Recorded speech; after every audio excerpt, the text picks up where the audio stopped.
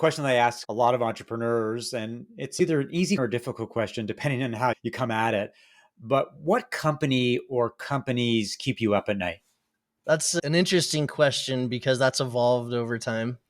I remember when the very first competitor to Zencastr launched, like we really were like the only tool like ours that existed at one time. And then I remember the first competitor that I knew of launched their platform, and they came out of the gate and they had editing and hosting, and or they had some editing tool and some hosting tool.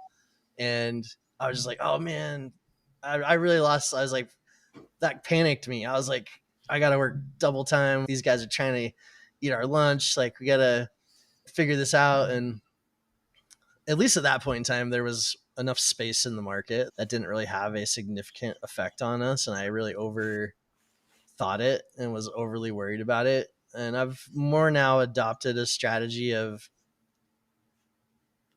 certainly don't ignore your competitors, but don't fixate on them either, especially if you're in a market leading position. If you're if you're paying too close attention to what everyone else is doing, you're not paying attention to what you need to do next. And then people are just copying you and catching up with you while you're looking backwards. And definitely pay attention, pull the good things out there. That's another thing that's good about competition is all these other companies are trying things, and you can see, okay, that worked for them, that worked for these guys. Let's take those ideas, iterate that into the next part of the product, so you don't have to go through that validation cycle yourself. But yeah, it's tough because Spotify is a competitor of ours. They have Spotify, they bought Anchor, they have Spotify for podcasting. They on paper have all the different pieces. They have the monetization options. And so that can be harrowing, saying like we're up against companies that are $1 billion companies and multi-billion dollars. Even count Apple, you've got $1 trillion companies that are interested in the space and getting in on different sides. And I guess I don't lose as much sleep about competition anymore.